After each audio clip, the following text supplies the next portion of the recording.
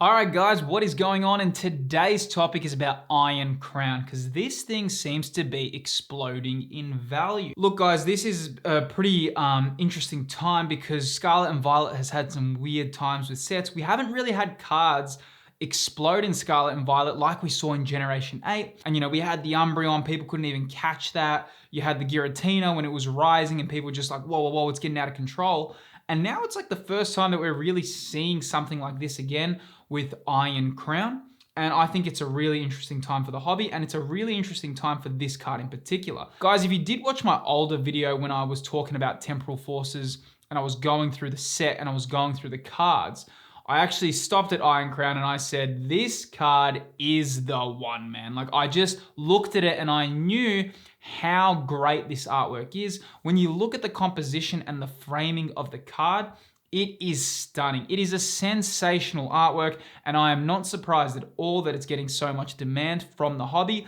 And this is just what happens when you make great artworks and you put in the effort and you put in the time, you get rewarded by, people wanting to all go in at the same kind of product. What I'm really finding interesting about Iron Crown is that it's not a ace Pokemon, guys. So, when we usually look at these cards and what the cards that really perform at exceptional levels, it's usually your Rayquazas, it's usually your Umbreons, it's usually your Evolutions. Iron Crown is the paradox form of Cobalion, and it's not really like Cobalion's a great Pokemon and people love it, but come on, guys, it really doesn't compare to like some of the real fan favorites. And it's almost like a niche fan favorite for some. So the fact that this Iron Crown paradox form is showing so much demand early on, it's crazy. It is really crazy. So, and this is excellent, guys. I love it when we see Pokemon like this come out, and it's actually very telling of the market right now. I think people want to go with these cool out of left field cards. I think people are more interested in what Pokemon can get the spotlight,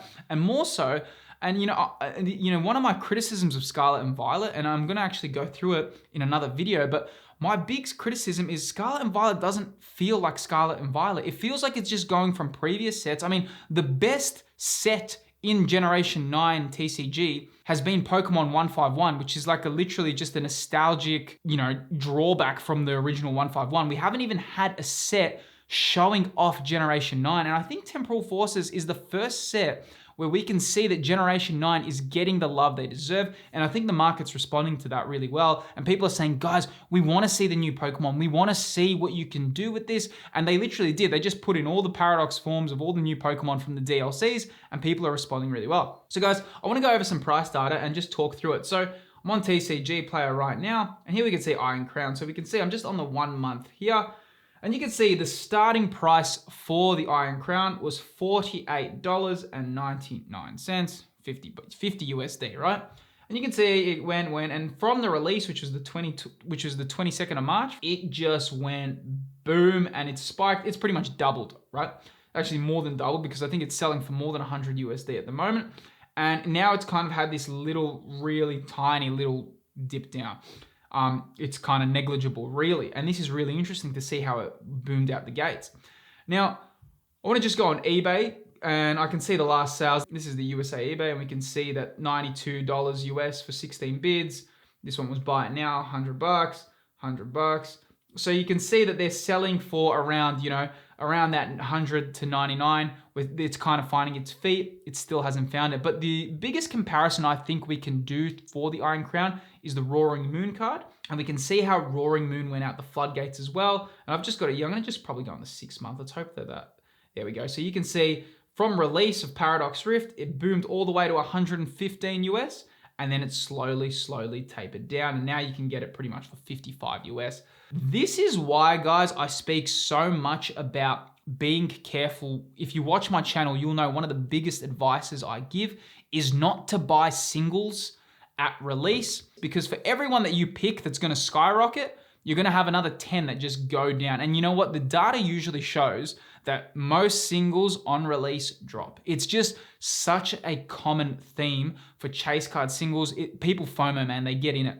So, if you watch my channel, I really speak about that a lot. And guys, if you aren't subscribed, feel free to join the channel. We cover like Pokemon investing, Pokemon markets, just TCG in general and collectibles. If those topics interest you, feel free to subscribe. I'd love to have you on board. Guys, I want to even go on the Paldea Evolved, the chase for that, just to get some comparisons for Iron Crown. We can see same thing here, guys. You can see 175 the Iono straight out of the floodgates. Wow, okay, like that's crazy expensive. People were thinking, is this going to be another Umbreon? Is this, it was during that waifu hype as well.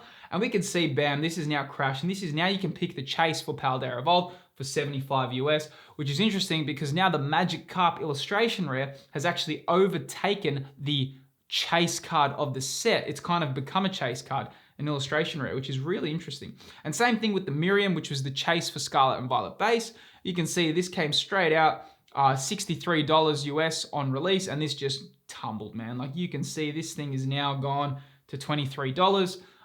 You can pretty much, if you bought it at release, you would have just made a huge loss. So this is why it's very important with Iron Crown that you judge and you try to decipher what you think you're gonna do with it. Because if you're gonna go in now, I can tell you from my experience and being in the hobby for over 20 years, I've been collecting Pokemon, Yu-Gi-Oh! For such a long time. Obviously, with Yu-Gi-Oh! It's a bit different because Yu-Gi-Oh! Cards, when they're used in the meta, it's a very different ballgame to Pokemon. Pokemon's far more in the collector scene. But guys, I can promise you, it's the exception when cards continue to rise when they're released, not the rule. Umbreon Giratina caused this massive, ruckus within the Pokemon community, and everyone thinks, as soon as they release, you got to go on it quick. You got to get this card as quick as you can. The reality is, guys, if you look through the videos and if you look through my videos and you look through the data that I go through, it's so common for singles to drop on release. A year out of release, you're always looking at, you can get it for half price for what it is today. I'm not saying that's going to happen with Iron Crown. I could be eating my words. I could. Iron Crown could go to 200 US. It could be the next Giratina. I'm not saying it can't. But what I'm saying is, generally, I like to play it with the way I like to do it is just do it on a general kind of feel, rather than going in too heavy and trying to say, you know what, this Iron Crown's going to now boom. I'm going to get on top of it.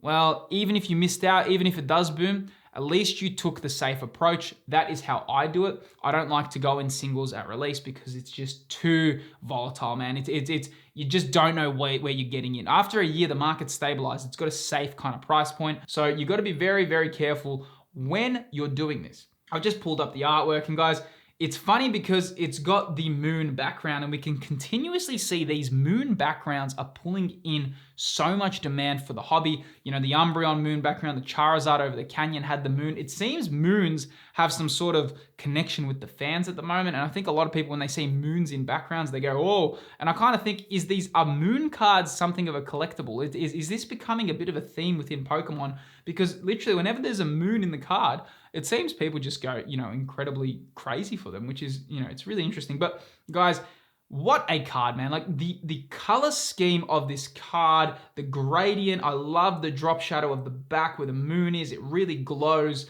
The pinks and the yellows and the blues really mesh well. And then you've got Iron Crown sitting there, coming out of this pretty much of what it looks like these trees. Looks absolutely sensational. I really am not surprised why this card is so loved. And like I said, man, I'm so happy that it's not a Giratina, Umbreon, or, I'm loving the fact that a card like Iron Crown is getting the spotlight and people are like going crazy about it. That to me makes me happy. That to me makes it, that is what we want to see in this hobby. I think we're over just seeing the evolutions go crazy. We're overseeing all this. We want to see new Pokemon get the spotlight, and I'm actually all for this card, and I'm a really big fan of it, and I'll definitely be picking this up. I'm just going to be deciding when to get it, but this is definitely going to go in my collection. If I miss out and it keeps going really high and it's really expensive, and that's the kind of, for me to get some skin in the game, I'm going to need to put in more money. That is just one of those things where I'm going to be like, oh, well, bad decision by me. But just judging by previous sets and how they crash, I'm just going to be waiting out and seeing how this goes. Now, guys, a big thing that I want to talk about, and the reason why I think Iron Crown is doing so well, it's because Scarlet and Violet haven't actually had their time in the sun as a set. I feel like Temporal Forces was the first set we've had that truly feels like a Scarlet and Violet set. It reminds me of Chilling Reign, because when you had Gen 8, Chilling Reign was like the first set that goes, wow, this is so Gen 8, man. Like you got all the cards from the Crown Tundra DLC. It's like in your face, right? I feel Temporal Forces is like the Chilling Reign for Gen 9. It's the set that you go in and you go, wow, this is Gen 9. This is Gen 9. Like I can see all the paradox forms. I can see the cool artworks. It really does feel like a Gen 9 set. And I think that's why I'm a real big fan of Temporal Forces.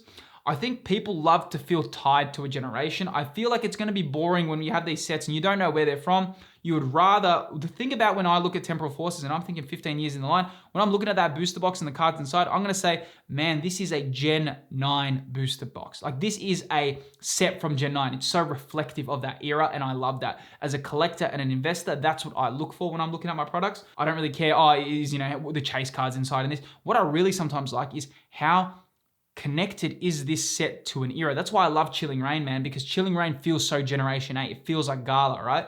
And I feel like this is the same thing. It feels super Scarlet and Violet-y. It's giving me Giratina vibes, this card. Very Giratina V vibes from Generation 8. And like I said, the fact that it is a non-ace Pokemon and it is getting such spotlight is only good for the hobby. This is a really good sign and it's a really great card and I'm a really big fan. What I'm doing is I'm just waiting it out. I just want to see where it goes. I will be definitely adding this to my collection in a PSA 10.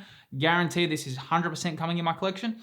Whether I'm going to have to overpay for it, whether it is a few months down the line or next year, whenever I get it, it will be coming into my collection because I love it. It's one of my favorite cards. But the reality is I'm just going to have to see where it goes. But guys, this really leaves us with one question, and it is, we've obviously heard that there's some rumors that Temporal Forces was short printed. Well, where will this card go and what is the kind of situation with Temporal Force if it is short printed for this card's future? Guys, look, I do answer that question in this video, which I'm going to link here. Check that video out and I'll see you there, guys.